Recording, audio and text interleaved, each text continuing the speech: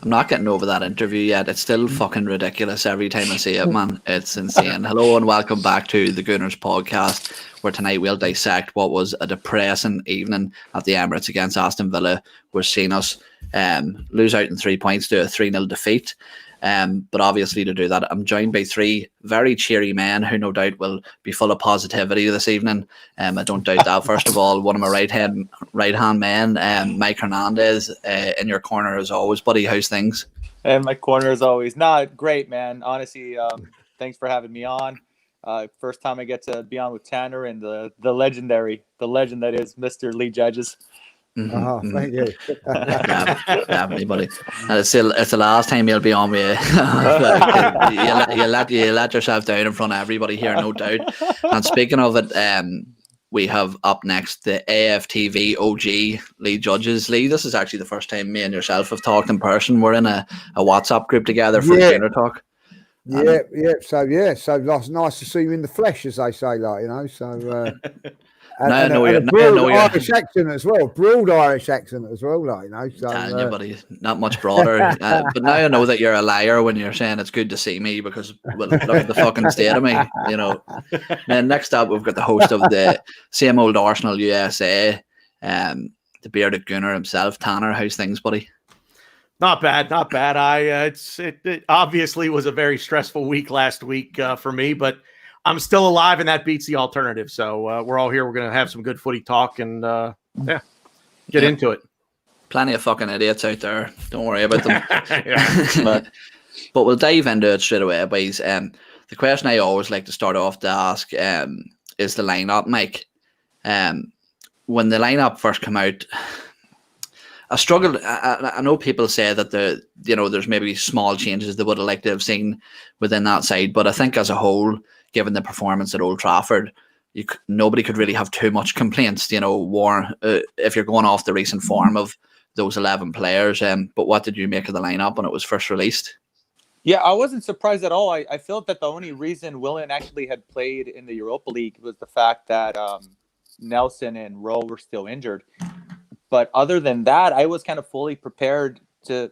I made the assumption that is at the strongest 11 in his opinion, especially after what El Neni did with Partey in the midfield and at United. So I wasn't very surprised, to be completely honest. It's what I was expecting. I'm going to say I'm pleasantly surprised. I'm one of the strange people that kind of like the formation. I don't view it much as a 5 at the back. I just look at it like a 3 in the back, and our 2 wing backs are just extremely offensive. And we'll talk about that, maybe too offensive, a little bit further down the podcast. But no real surprise, honestly. It doesn't seem that Pepe could do anything to an extent to derail Willem off of that starting 11. It seems that he has the full faith in Arteta. The thing you could bring up, obviously, is Lacazette. I mean, he seems to be the one that's bringing on the most heat on himself, to be completely honest, if he continues missing the chances that he's missing. But again, Nketiah played a full 90 minutes, I think, during the midweek. So I guess everything was set up for Lacazette to be well rested. But it was painful to see that performance, because even though it was the same starting 11 that played against United a week ago, it looked like a completely different set of players out there. It was night and day. Honestly, I was shocked with how passive the whole team was. I was bitterly disappointed, to say the very least, man.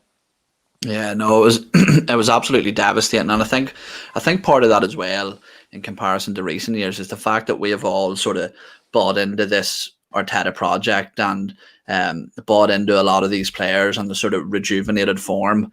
And I think part of the reason that everybody sort of feels so downtrodden today is because we've bought into them so much. You know, the likes of Rob Holding's recent form picking up, the likes of Kieran Tierney coming in, El Neni, the sort of comeback story of him, and it just feels much more poignant, the fact that you've bought into that so much. But moving through the game, Lee, well, not far into the game, I think it was within the first 45 seconds, Aston Villa were disallowed a goal.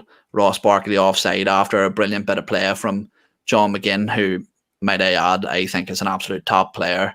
But less about the goal, Lee, and more about the lack of response from that goal. You know, if you ever needed a wake up call early in a game, it's that. What did you make of number one, the bullshit play to lead to that goal, and then second of all, the lack of response from the team? Well, that was the disappointing thing about it. But I just don't believe. Look, first and foremost, you've got to say give Villa credit. I think they played really well. They looked at all of our weaknesses and they targeted it. And down that right hand side, they targeted it after 45 seconds and scored. And you think, right, there's a warning shot for you. And they just didn't take it on board. The actual first goal they got was very, very similar. No tackles going in there. We never looked to shore it up. For whatever reason, Arteta has to take a lot of responsibility, excuse me, for that game yesterday. I thought his tactics were poor. The way we set about it was poor. We never looked like shutting it up. We exposed Holding to Grealish. I don't know how Grealish who I know you love. I've heard you many a times preaching about Grealish, and I think you were proven right yesterday. I proved it. I love him as a player. I just think he's a player that Arsenal crying out for, somebody like that. But what happened? But let's make his job easier. I'll tell you who made his job easier. And if I was him, he must have loved it, because the first time he got the ball, Rob Holding just backed off 20 yards, and then I'll run 20 yards, and then he didn't engage him until he got into the box. And you think to yourself, right, if it was alarm bells telling him, "Oh God, I'm so scared of you. You can do what you want to me," And I just think that. He must have thought, I'm going to enjoy my night tonight, because Bellerin had sort of gone AWOL from it. He'd gone upfield and just leaving Holding to get the ball. And he just backed it off of him every single time. And I don't know if you've seen it, but if guys have a look at it when he's on the edge of the box, it's like they're having a dance off. You know what I mean? One's got the ball and one ain't. You know what I mean? So, it was just ridiculous. And I felt a little bit sorry for Rob Holding, because I'll be honest, I'm not his greatest fan. He's an okay player, but he's not the answer for Arsenal. Let's be honest. But to expose him like that and put him like that, it was unbelievable from Arteta. Really, I just don't see what he was doing.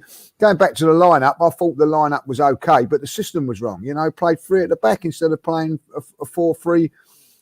And for me, what he should have done was play the back four and put Saka into the advancing midfield role and block it up there. But what we've got is you've got the situation where you're asking Arteta's asking Lacazette to drop back in there to marry it up in defence, make it the same numbers, and then you're expecting Lacazette, who's in his 30s now, to run 70 yards to get to the box to get onto chances. When he gets there, he's knackered.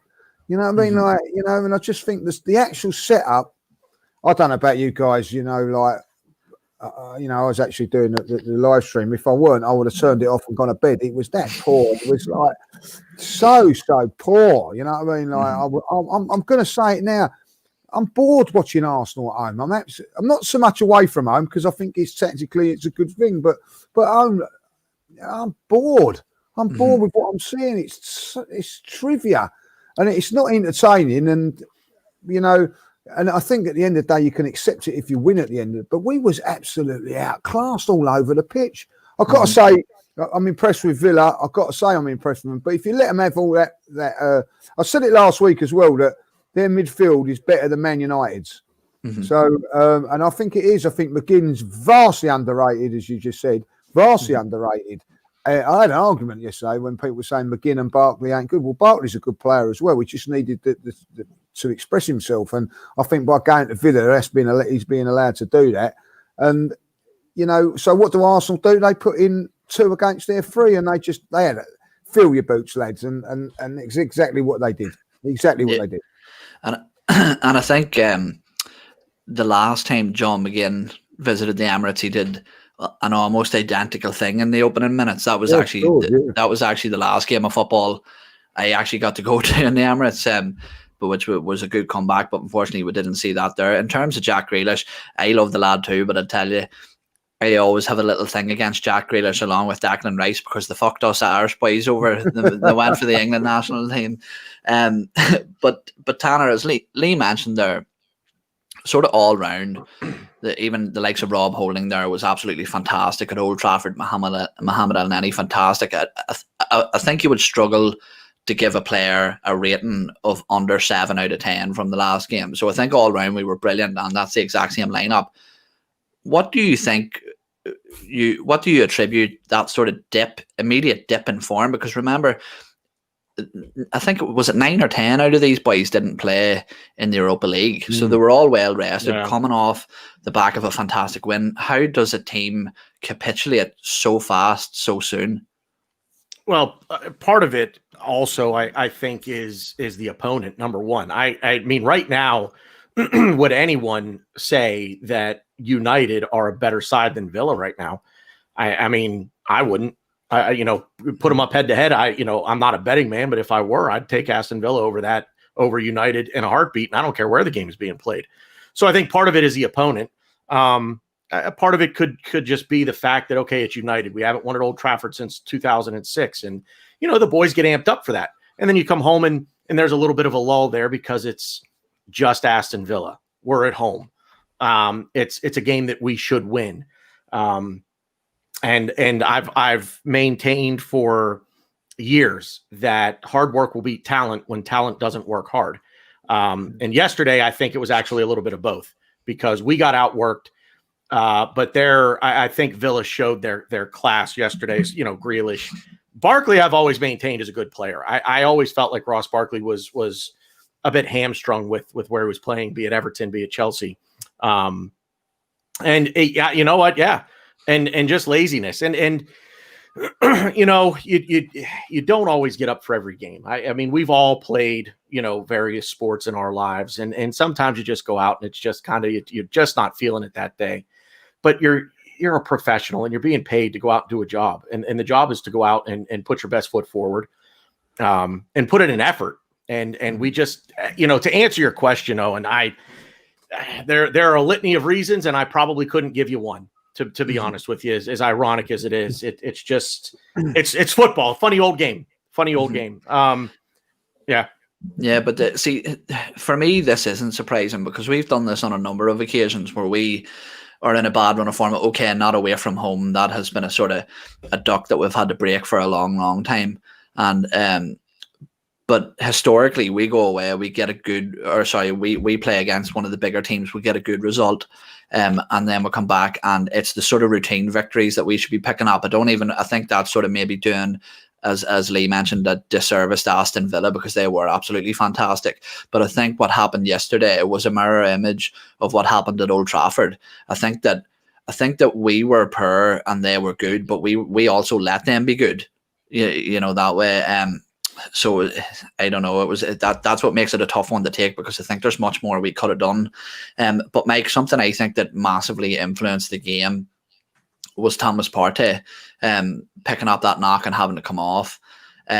Thomas Partey seems to me like he's already the one player that if we seem to be missing for any amount of time, things are just going to go to shit very, very quick.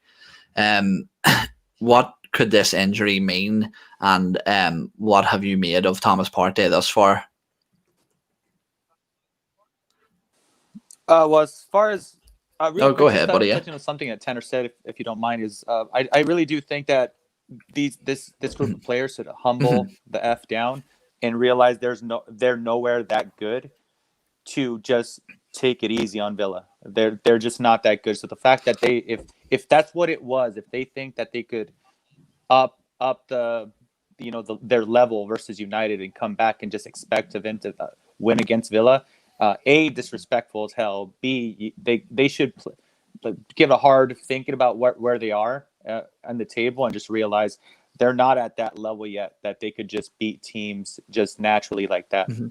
Just real quick. Go ahead, buddy. Yeah, go ahead. I've always said this: the other team gets paid to play too. Mm-hmm. They get paid to play too. They're getting paid to do a job just like our fellas are. And Aston Villa came out and they did that job yesterday.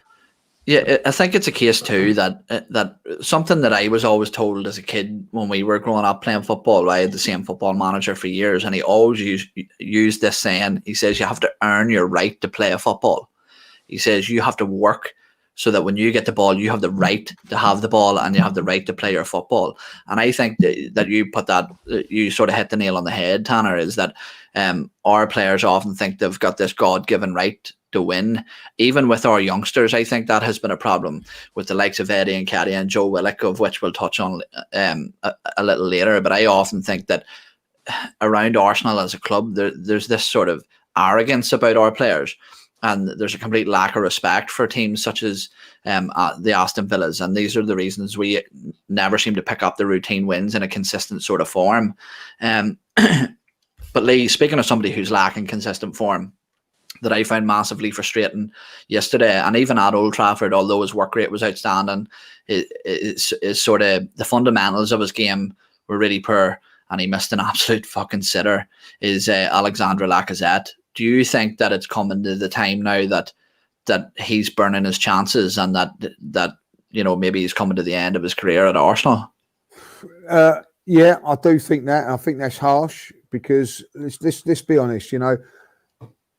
There's a couple of things about Lacazette. He had one chance yesterday, and that's it. That's all you're getting is one chance. So that one chance you're getting, you're going to have to take it, otherwise you've had it. And I think that's just putting a little bit more added pressure on him. I think when you look at Henry, the Ian Wrights of the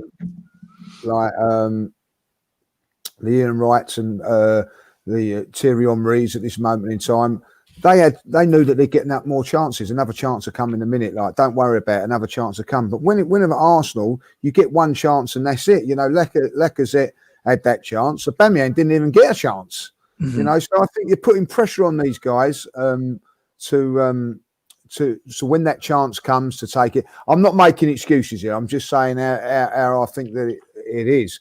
I also think with Lacazette, you're asking him to run, work out, work all the time, make tackles, getting into midfield, making the extra man in midfield. Then you're asking him to shut down here. You're asking Aubameyang to be playing. I see Aubameyang 5 or 6 times behind Saka yesterday, So you're talking about work rate and all that. And then I look at their centre forward, or you look at Vardy, they're only making 10-yard runs here and there. And so when it gets to the actual moment that you've got to get the game, you've got to make that dash between here to 5 yards. They've not got the power because they've been chasing back after players. Now, if you've played football, you will all know this. That when you're playing, if you're chasing the ball, it's a lot harder chasing the ball all the time, and then you're expected to make your move up there. I watched Watkins yesterday. He never come into our half. He just stayed on the edge of the box, bullied things, and when it mattered, he's in there making chances. Now, you're asking these players, and I think Willian's struggling because of this as well, to do a lot of defensive stuff. And when I look at it, you think, well, hold on a minute, you've got 7 players that are back there that can defend. You know what I mean? Look, get your defensive shape right there. Let these 3 players go and perform. But you have a look at the third goal. The first goal. We've got 11 players. We've got 11 players in and around the box, and they still get a cross in. So I think that you can. There's a lot of I think emphasis going on to Lacazette, and I don't think that he's the answer. But then is Eddie the answer? You're going to replace him with Eddie, because that's not going to work. Mm-hmm. So I think it would work if you put Aubameyang in there. I think we're crying out for Martinelli to come back into the side to give us a bit of continuity on the left and on the right, and a little bit more interchange. But I think that there's too much emphasis on the work rate and defending of Lacazette, and then I think that when he is getting the chances, guys, he's missing them. He's had a few good chances now to get chances, and it's not quite happening for him. And I'm afraid his missed chances have cost us a few points this season. So far already this season, So yeah, absolutely. He should get that on target. I'm not saying he should score that, but he should get that on target. Yeah, and something that Stan put into the chat was Lacazette. I think he says never managed to beat Giroud's number in a season, and he was bought as an upgrade on Giroud. See, I would say that Lacazette's poor form has been continuing, has been on a streak probably for the last season and a half almost. I would say he doesn't seem the same player that we bought, and to me, what makes him even more frustrating is the amount of attacks that he wastes through fouls. You know, he gives it when we progress the ball up the pitch a lot of the time. He wastes that by throwing himself about in the box, and that's not what he used to do. He used to be very sort of sharp in his movement, picking up those pockets, always being the first to the sort of bouncing ball. And that's where he always used to capitalize. And I don't know, because as a player, I remember when we signed him, I wanted him for probably a year or 2 years beforehand, and I was so excited. But he's never really hit the sort of heights that we thought he would. And I suppose the obvious thing to say is there's a reason Olivier Giroud gets picked for the French national side and Lacazette doesn't. Maybe we're just sort of seeing that. And also something I've mentioned too is that I think that Lacazette he's aging slightly faster than probably most people are. You know, he's coming to the sort of 30 mark, and I think that physically maybe he's just starting to go downhill. But I agree with Lee as well, is that the system isn't sort of suiting him, and it's not helping him play his way out of this bad spell of bad form. But unfortunately, it isn't sustainable to keep playing him there. But I think this one blends sort of nicely, Tanner, and it's Aubameyang as well. Look, we can criticize Lacazette as much as we want, and often we treat Aubameyang like the golden boy. But the truth is, since he put pen to paper on that new deal, that he has been out of form. Whether the system is going against him or not, something I often say is that something I see from other top sides is that their wide players, or their front three even as a whole, create for themselves. You look at Liverpool with Mane, Salah, Firmino, Man City with Aguero, Sterling and Mahrez, whoever, a number of players. They often create for themselves, but we don't seem to do that. What do you think it is that has sort of put Aubameyang into this bad form? Do you think it's almost the sort of weight of the club being on his shoulders and now that sort of big price tag, or do you think maybe it's just the fact that he's been playing on the left and that we need to move him into that central position? I think it's I don't think the weight of the club is on. I don't think he feels that the weight of the club is on his shoulders, and that's just pure speculation on my part. I think it's the system. I think it's he played out left, and I think we became enamored with him playing out on the left, as Arteta did at the end of last season when we beat City in the semifinal. We beat Liverpool at home. We beat Chelsea in the final. All of these good things are happening with him out on the left. And so all of a sudden it's like, yeah, this works. Well, teams are going to make adjustments to you. And they pretty much know now, what is it that we're going to try to do? Well, we're going to try to get the ball to Aubameyang on the left in the hopes that he's going to take on a defender, cut back in to the middle of the pitch on his right foot and fire one home. Well, that teams figured that out. So what happens now? You get two defenders who are dropping back in front of him, and he has nowhere to go. So he's going 1-on-2 almost every single time he gets the ball now. And I think that's a little part of it. And I put out a tweet yesterday. I don't like the system that I think Arteta is playing right now with Lacazette sort of in this false nine role where he's almost dropping back into the midfield because Arteta's really playing two midfielders. So he's almost relying on Lacazette to be not only the central forward, but also sort of that attacking midfielder. And you can't be really in two places at one time. It goes against every law of physics. You can't be in two places at once. And Aubameyang, the funny thing is, when he was at Dortmund, he actually played out on the right and had relative success out on the right. Now, the bulk of his success has come through the middle. And I've said before, I said it last year, that I think Arteta was playing Lacazette through the middle and Aubameyang out on the left because he had really three players for two positions. It was Saka, Aubameyang, and Lacazette. And so two of those players only play one position. Aubameyang is the guy that can play on the left, and he can play as the striker, the central forward.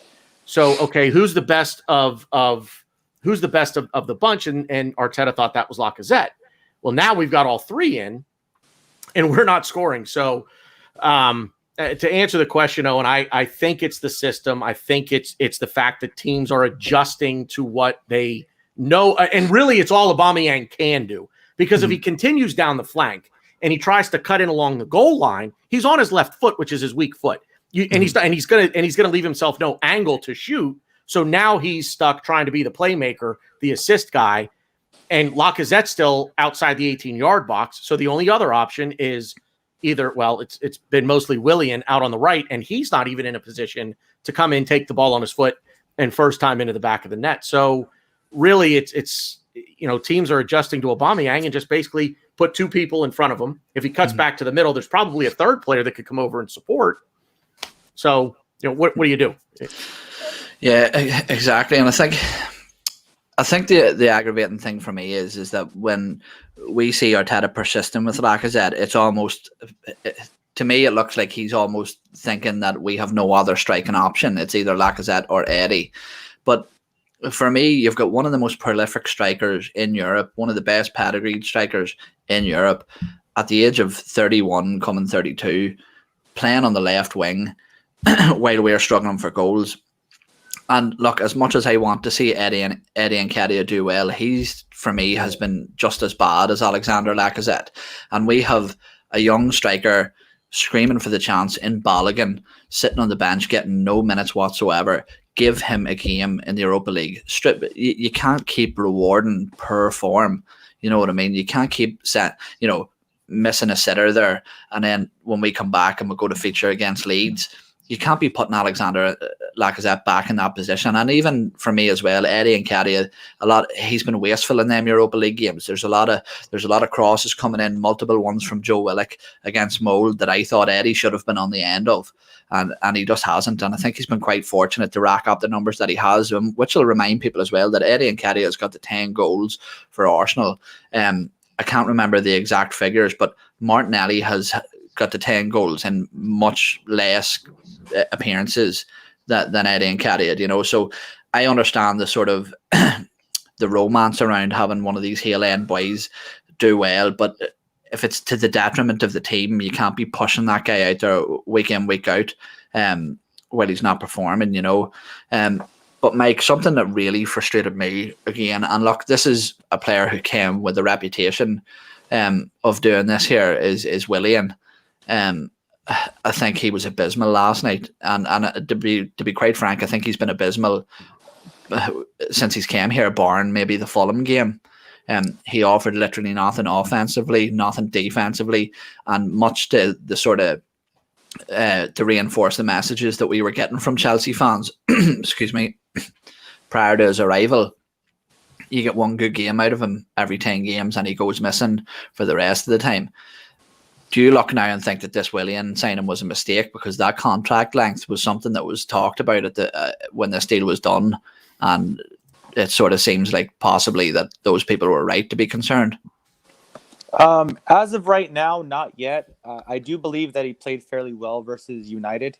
I think a lot of our play went through him in transition, so I'll give him that game. He's the only player that you could argue, if you really want to defend him, that he could have been slightly more tired because he played in the Europa League. But something that Lee mentioned, what I've noticed now between the end of last season, the beginning, and as Arteta and the team gets a little bit more comfortable with each other, is that we have a whole lot more possession. Something Niall pointed out in your podcast, right? It's like the first to 10 touches. So our buildup is no longer as fast. We no longer play it versus the counterattack. So the likes of Willian, Aubameyang, who was scoring for fun towards the end, all that space is gone. So all of a sudden, you got Willian and Aubameyang almost playing behind Bellerin and Saka, because that part of the box gets so overcrowded. So I'm at the point right now, and I you got to be critical when because it's part of football. I'm starting to look at Arteta and saying, hey, dude, you got to change something, because as of right now, you're kind of killing the momentum. At least at the very least, when you had Gabriel and Luis, I don't know if Gabriel was doing per instruction of Luis, because I know we all know he's kind of a leader on the pitch and he's very vocal. But at the very least, we used to knock those balls, long, and Aubameyang and William and everybody could could get behind it. So but William, man, he's been a little spotty, but I think he's it's the same thing that's happening with Aubameyang. That area is so that area of the pitch is so overcrowded that I think it's kind of hindering both of their game. He's defending a lot because Bellerin's positioning is so high up the pitch. So that's another thing. And last but not least with him, man, is another thing is, they played him almost as a 10, as a false 9 versus City. And, that was a horrible experience in its own. So that was the first and the last time we ever saw that formation from Arteta. So I'm hoping things get better at the moment. Right now, I'm not going to blame any player exclusively. You could argue Lacazette, obviously, because he had, the Leicester chance, for example. But right now, I look at it more as a tactical issue than an actual player issue, to be completely honest with you. I think for as good as Arteta was towards the end of last season, currently, with how slow our buildup is, I think he's really hindering a lot of the players right now, and it's not doing anybody any favors. If I could jump in real quick, the mark of a good coach is always going to be your ability to get the best out of your players. And what Arteta now, I think, is stuck in is he's forcing his system on the players, and his players don't fit and the players he has don't fit the system. So I think now I like Mike just said, I don't really think this is down to a player thing. Yesterday, the effort wasn't there, and that's on the players. But I've been hearing this for weeks now with Lacazette. And I keep saying, but Lacazette's role has changed now. So I don't really think we can blame him for the lack of scoring, because that's not what I think he's being asked to do. I just don't think that's his role in the Arteta system right now. So I agree wholeheartedly with Mike. I think this is down to system infinitely more than it's down to players. So the effort needs to be there, that notwithstanding. Yeah, 100%. And that ties in lovely. And Lee, I can see you sitting there building up the energy, because I can tell that you're sensing a big question like this is coming. But I tell you, the reason I want to ask you this is because you're doing the watch-alongs with AFTV. Obviously, at the minute, there's no pubs open over here. Everybody has to watch the games in the house. So you have a sort of sense of what the atmosphere is like, in a collective group, more so than most at the minute. And the question I want to ask you is one that I don't really even want to ask at this point, but is the pressure building on Mikel Arteta? Because to me, the Leicester defeat was bad, but something felt different about this. As much as I don't want it to, the reaction and the feeling, the atmosphere after this defeat just felt different. Oh, that's a good question. I don't think the pressure's on him quite yet. I think what's happening is that people are starting to ask questions now. I think that a few weeks ago there was the belief, well, whatever Arteta does, we believe in and everything like that. But what I feel and what I'm seeing, and I can only speak from myself, is that I'm seeing too many mistakes now. I'm seeing a lot of errors. I'm seeing systems come in and I'm thinking, well, that ain't right. Can somebody tell me what Bellerin's position is? Because someone told me the other day it's an inverted right back. Well, I've been watching football for a very, very long time. What the hell is an inverted right back? Because I haven't got a clue what that is. And if he is an inverted right back, he ain't a bloody good one. So we need to get that sorted out, you know what I mean? So I don't know where that is. And I think that, listen, when you get like, there's the system that he played against Manchester United, and he played against in the semi-final and the final, and also Liverpool and Man City. Is a good system against the top teams. It's something that we've been crying out for a very, very long while. Going to the big teams and being in the game, whether it be 70 minutes, 80 minutes, and then you never know, you can get something and win the game. Like we did at Man United, it's a great system. But that system does not work at home when a team's not going to come on to you. So you've got to try something different. And this is what I feel that people are just what I'm feeling with. I don't know how you guys feel about it, but this is what I'm going to, is that at this moment in time, Mikel Arteta is too afraid to lose games. So what he's doing, he's setting up his team to make sure that he's not going to lose games, instead of setting up his team to win a game. Now, the system that he's playing is very, very negative. It's not entertaining, but people will tolerate it when you're winning games of football or winning cups. But when you're now playing this sort of system and it's boring the arse off you, you're not getting entertained.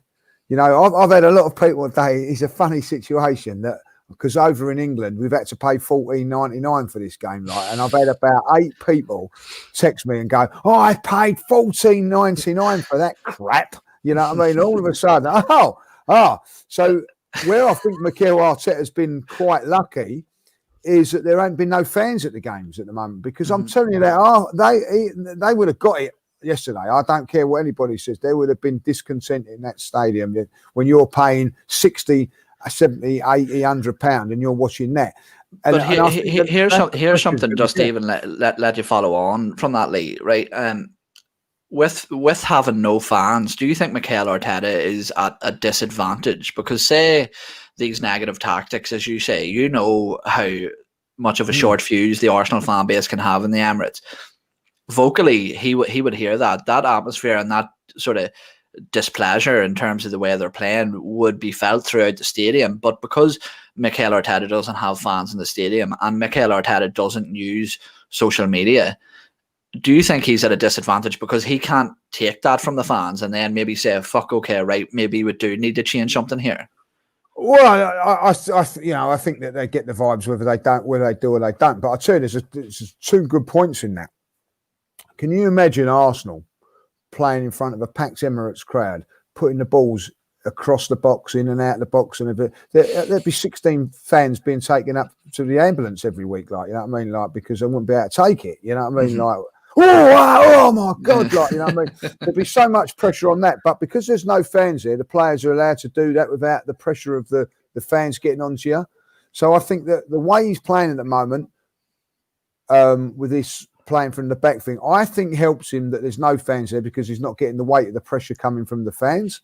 But I also think there's a disadvantage against that when you, as we were saying, you know, I feel that a little bit of discontent can come. I sometimes, you know, you watch a game and things are not happening and the fans get on you and it can lift the players. I'm not saying all the time, but you think, oh, like, we better start before. Do you know, as Tan just said there, they weren't quite up for the game, I didn't think, like, you know what I mean? But the fans can make you come to the party a little bit. And so I think that's the same for everybody. You know, it's the same for Aston Villa. It's the same for everybody. So I do think there's a little bit of that. But I do think that, at this moment in time, Mikel Arteta and the way he's instructing the players and the way things are going about, I think it's an advantage that he ain't got no fans at the moment. I do believe that, because I'm telling you this now, if there was fans there, they would be there would have been some real harsh. Look, listen, to lose 3-0 at home at the Emirates, you know, that's not acceptable by any coach or any manager. That's a stuffing, you know what I mean? It could have been 4 or 5, you know. So the fans would have been restless about that. He's got an advantage that they're not about at the moment, but I do think the pressure. I don't think the pressure's. I don't think there's fans out there at the moment that are saying, right, we've got to get rid of him, sack him, and whatever. But what they're seeing is mistakes happening now. Team selection. They're seeing people like Willett play really well on Thursday night. Yeah, playing well, scoring goals. We've got no goal scorers in midfield, by the way. Xhaka, Ceballos, decent players. Partey, brilliant player. El Neni, good player. No goals. Not one of them scored a goal.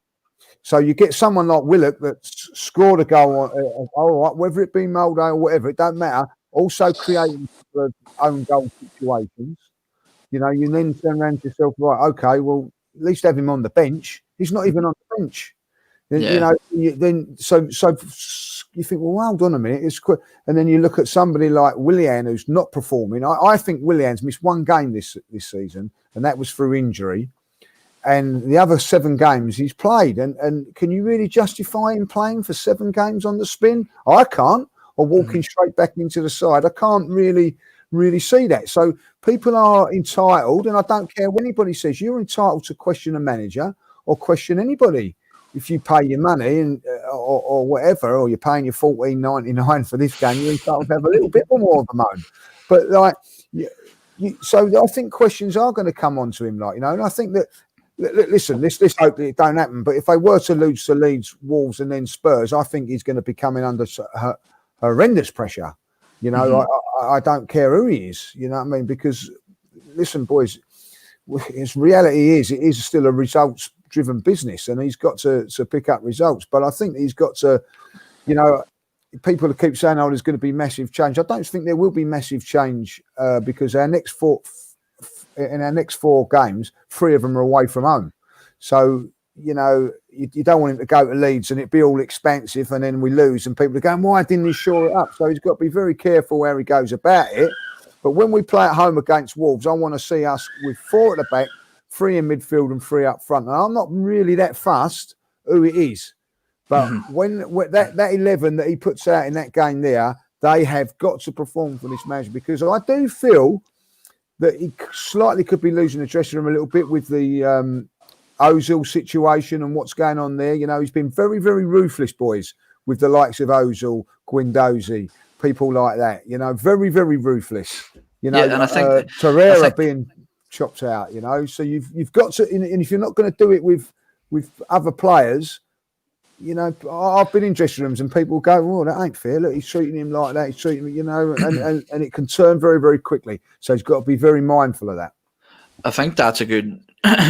You mentioned a lot there, but one of the things that concerns me here, and I had these concerns when these decisions were being made, and what you mentioned, Lee, is the sale of Guendouzi, the decision to push him. I'll throw the questions up. There is a lot of questions, and the reason I was so concerned that for an inexperienced manager to make these big decisions, and which I'm going to rhyme off now, you're almost sort of sharpening the sword to fucking kill yourself with. You know what I mean?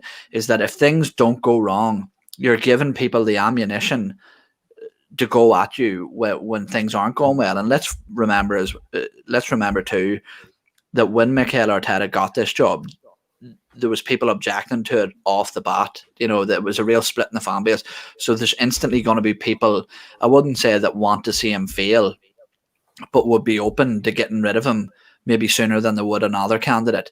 But some of the things he's done, if I think about it, the exclusion of Mesut Ozil from the squads, the sale of Guendouzi, the sale of Emi Martinez, a keeper that many people would have liked to see remain at the club, the exclusion of William Saliba, a £27 million signing that came in tipped to be the next Raf Varane, basically. Putting Aubameyang out in the left, consistently playing Lacazette through poor spells of form. There's a long list of big, ruthless calls, as Lee said there.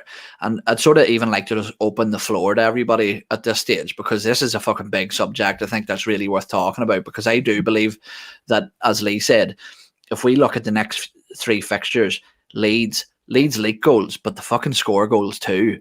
Wolves are a very established side. People have this idea when they think Wolves, you're thinking bottom end of the table. Them days are gone, boys. They are top 8 contention season in, season out now. And then the Spuds, they're hit and miss, but when they hit a spell of form, they could fucking make a mockery of us on the day. So when you put all them things into context, Mikel Arteta is really making a bed that he might not want to lie in here, isn't he? Yeah, if I could say something about Guendouzi, and I know this is kind of a bit unpopular, because it's kind of weird that certain fans want players to act a certain way, and I understand that there was a few bust ups prior to this. First and foremost, I would like to say that when I was 20, I was a prick too. I think we could all. Owen, you're not 20 yet. What do you mean? Wait, Mike? What do you mean when you were 20? It's carried on. It's good to see you've been consistent. Bearded, 70 years ago for you? Or 75. Thank you. For Mike, I should have done that with Lee. For Mike, just to get one in there. But look, if he was dropped because of the Brighton game, I'll tell you what, man. When Mbappé knocked out Leno went out of that field. He was literally pointing at him, and when none of his teammates stood up for him, Guendouzi got in, fucked with the player the whole game, talked crap to the player the whole game. And look, I get that some fans might be like, well, that's no way to behave. Well, you know what? Letting somebody knock out your teammate and not defending him, that's not the way either. Jokes aside, we got two gentlemen that are older than us, Owen. That shit wouldn't have happened in the 90s. I actually had the opportunity to ask Kevin on that in the Highbury Squad podcast, and he was kind of the same thing. He's like, yeah, you know what, we might have gotten Guendouzi in the locker room and had that we would have got Guendouzi and had a word with him ourselves in the locker room, but to the extent that it was so unexcusable and that he needed to apologize, I just honestly, as crazy as it sounds, man, I just think I liked it. You know, something that Lee mentioned earlier with Holding being so passive. You know what? Sometimes, man, you just need a player like Socrates, Guendouzi to 2-foot somebody. And maybe you 2-foot Grealish, and maybe he's like, oh, maybe I should show a little bit more respect. So, Well, that's a point, Mike. That's a brilliant point, because Jack Grealish is the most fouled player in the Premier League this season. He wasn't fouled once yesterday. Exactly right. Not once yesterday. Exactly And me and Lee, a couple of times we've touched on that reverse fixture last season under Unai Emery. Aston Villa at home, where Ainsley Maitland-Niles get sent off quite early in the game and we come back to win 3-2. And do you want to know the difference in that game? That whiny little fucking bitch that everybody calls Guendouzi was the one who single-handedly fucking dragged us to that win. Yeah. He was phenomenal that game. So it swings both ways. And I agree with you, Mike, because in a sense, Martin Keown and Ruud van Nistelrooy, after that penalty miss, would he have been taken out of the squad and fucking sent to Hertha Berlin on loan? Not a mission. Not a mission. Not a chance. But Tanner, something we've seen, and this was a worry for me, is that Unai Emery excluded Mesut Ozil from the squad as well. Not completely removed him from the registration to the Premier League, but he eventually gave in to the pressure of the fan base and reinstilled him within the squad. Do you think come January that could be an option? If this pressure is sustained, do you think that the re-registration in January for Mesut Ozil is a possibility? And do you think that could be the right thing to do? It has to be a consideration. And is it the right thing to do?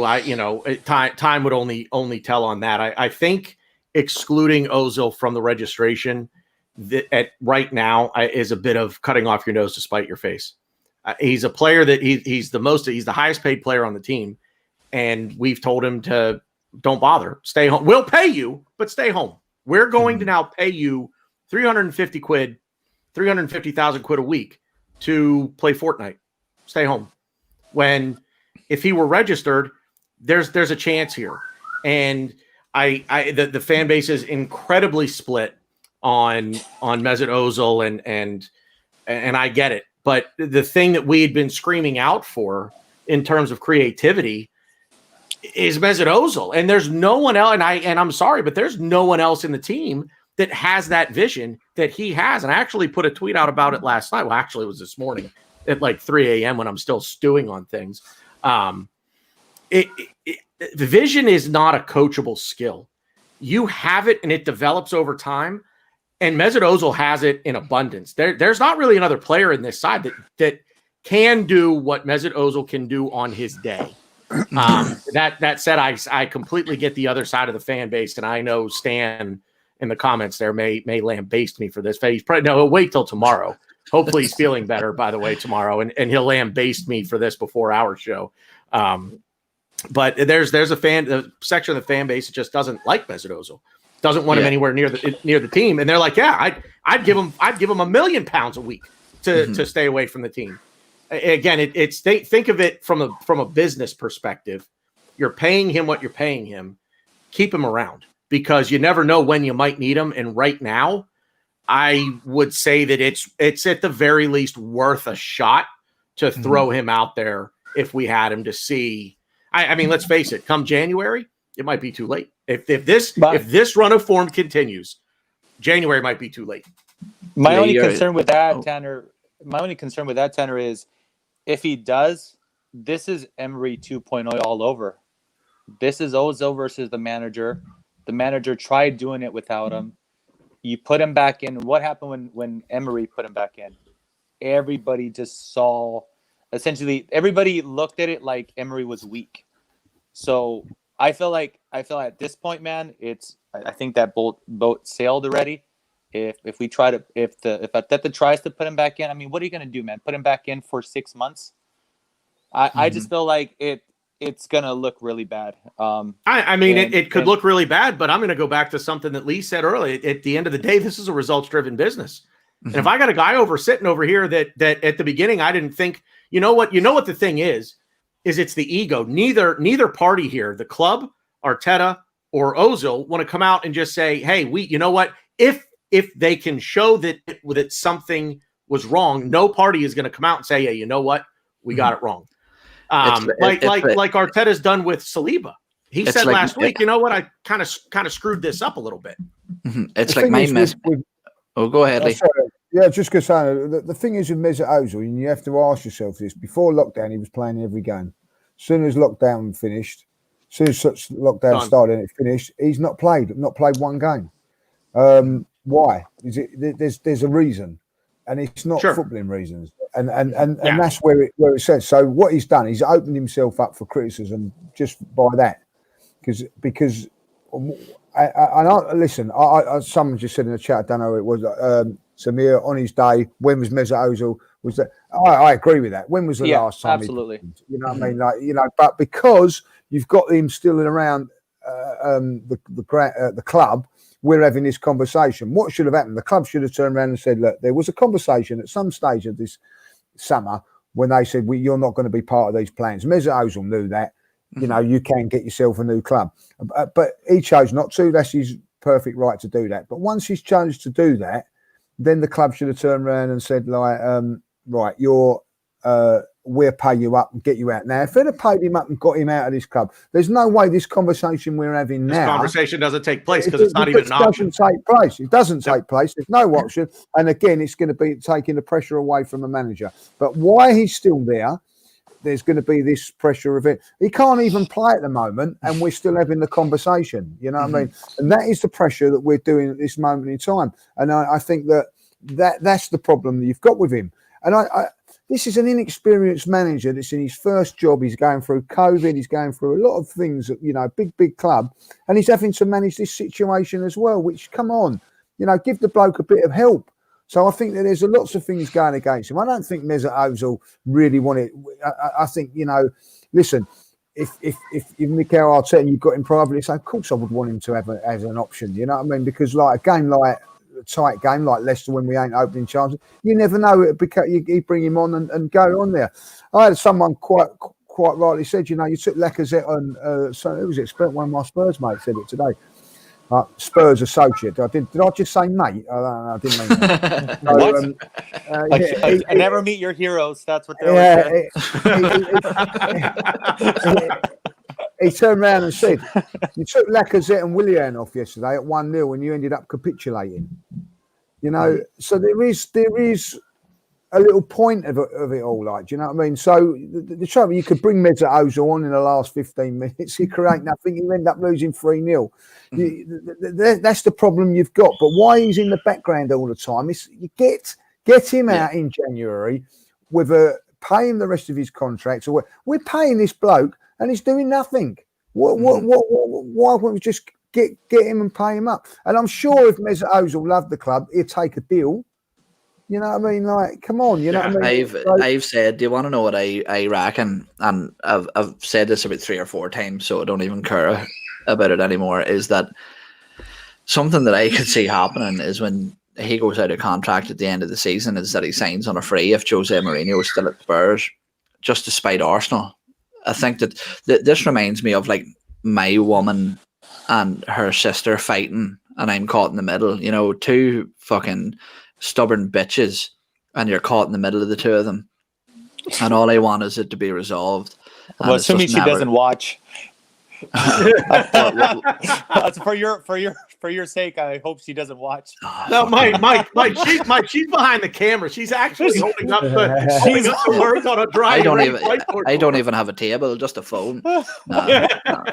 No, she's good as gold. God love her. But look, if there's a way, because look, as Lee said, as long as we lack creativity, and as long as Mesut Ozil's name is on our books, this conversation keeps happening.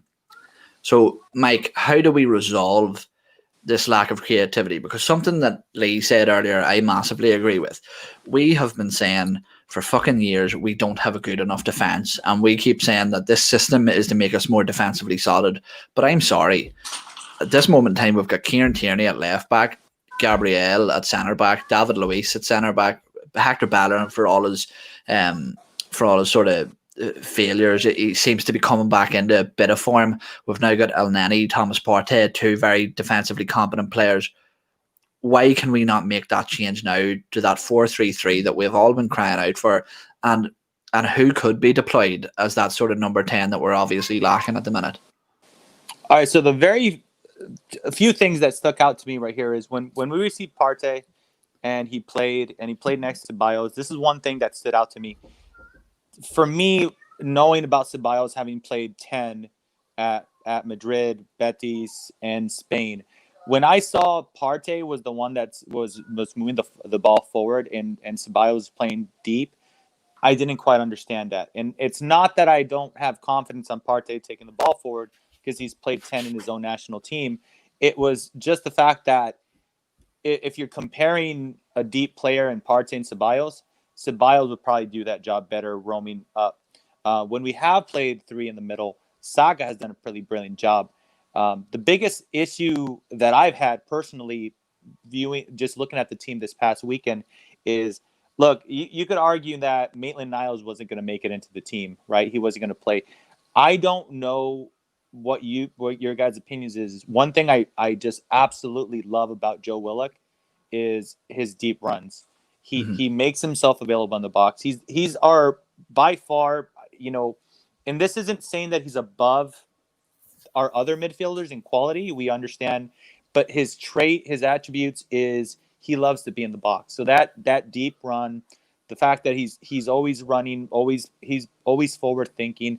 I honestly thought that Willock would have changed the dynamic of the team had he been on the bench and had he been substituted in. So playing Saka in the midfield three, playing Willock in the midfield three, I think personally are viable options. I believe Elneny is probably our best anchor player.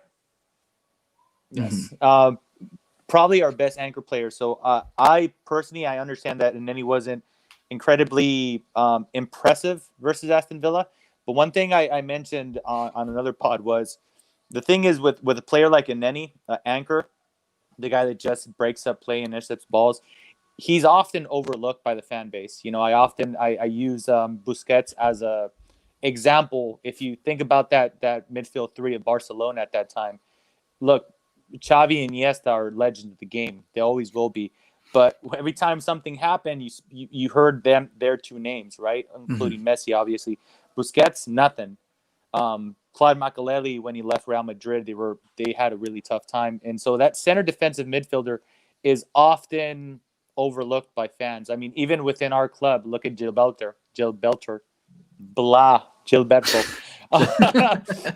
You often hear, right? Hey, Vieira this, Vieira that. And I mean, we all know the quality of Vieira, right? But his right-hand man was the guy that never got the shine. So to be completely honest, as far as being an anchor player, I'm completely fine seeing Elneny, obviously Partey. And if we can have that midfield three, as much as it sucks for Saka to have to play a little bit deeper because he's so good at that wing, I would play either Saka or even give Joe a chance. Honestly, I believe based on what we've seen, and I understand that it's been against lower opposition, I say he deserves a start. And I say he deserves something to try to create a little bit of spark through the midfield. Because as Lee mentioned, dude, we got nothing from that midfield. Partey does a great job transporting the ball from our half to their half. But after that, he just lays it off to the wings and everybody's just congested there. So it's really funny because you said there that about Partey and Vieira, and everybody's been telling me that that's what you are. You're my Gilberto Silva. You're the one in the background that makes me shine, Mike. You're too nice to me, man. I'm telling you. No, you're a prick. You said it yourself. No, but lads, before we wrap up, even if we can condense this down to about a minute each, I want to know, starting with you, Lee, 3 things that you would like to see after the international break. three changes that you would like to see. That could be formation, approach, personnel, anything at all that you would like to see changed by the time we come back. Well, I'd like to see a change of system, go 4 at the back, 3 in midfield. I would go with like Partey and Xhaka, or Partey and El Neni as in there, Ceballos and Saka, or Willock as the other midfield player. We need to change that up. I want to see a Aubameyang down the middle. I want to see that down, and I also want to see a change of attitude in Arteta, where he's less cautious and more adventurous. Mm-hmm. Spot on. Probably the 3 exact things I would choose. Tanner, anything different? I maybe I'll get a little more specific, but I agree with everything that Lee just said. I'll get a little more specific. I'd actually, I guess I'll go a little tactical here. The midfield 3, I'd actually take. I'd almost go to a 4-2-3-1 formation, where I'd go not necessarily 2 holding midfield or 2 defensive midfielders, but I'd go El Neni, Partey in the midfield, where Partey's more of a box to box, and then I would probably go. I'd give Danny Ceballos a run in there, and the last time I actually saw Mr. Judges was after the Burnley match last August of 2019, when Ceballos just had his he just had a field day against Burnley, and but I would give that a whirl. Aubameyang is as the one in the 4-2-3-1, but there has to be a massive change of attitude and it starts with Arteta, and it has to trickle down through the entire side. Mike? I would like to see it that to give a little bit more confidence to the youth players. I feel like he often he goes with the veterans. I understand, they might have a cooler head and everything, but William, if the system continues, and if this is the system that he wants to continue to play, give Pepe a chance, give Nelson a chance. I mean, they've done enough in the Europa League to at least give them a few minutes. Second thing would be, I personally would change the formation. I'm desperate to see this team play with 2 strikers, either 4-4-2 or 4-3-1-2. I'd like to see William or Ceballos play in the pocket as a 10, personally.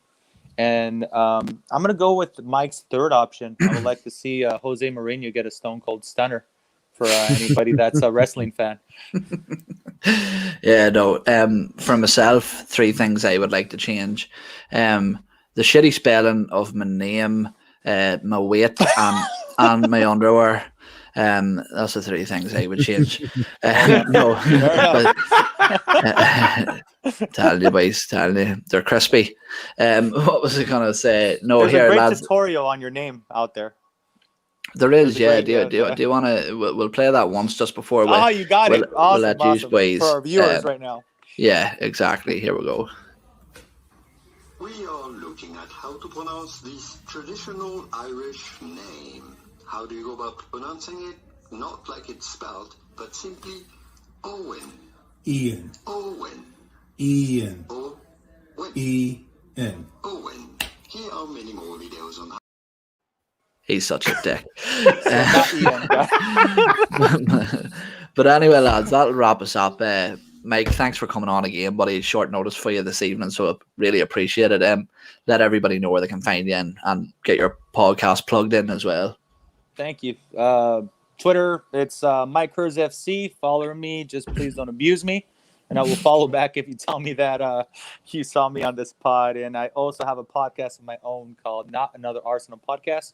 It's on YouTube, and it's NA Gooner Podcast on Twitter. Thanks for the invite. And the OG himself, Judges, it's an absolute pleasure to talk to you for the first time, buddy. I hope you did well. You did well to understand. Did I do all right? You did well. Buddy. A lot of pressure potting with Lee, man. Again, pleasure having you on, buddy. Thanks for coming on. Let everybody know where they can find you. Great chat. Love coming on here, despite Andy's. Well, at least you didn't have to put up with them 2 fucking morons this time. Between me and you, a couple of wankers, really, aren't they? You know what I mean? Yeah, exactly. It might lower his appearance fee if he doesn't have to deal with Mike and Andy. Not bad. Yeah, no, they says that says they want to know why we're getting a lot of shit because we don't think that an overweight bearded American is very appealing nowadays. So they got an overweight bearded Irish fella Right. to come on. So Listen, at least you don't ask stupid questions. That Mike asks stupid questions. So you do all right. You've done all right. There's one of the boys in himself, Slancha.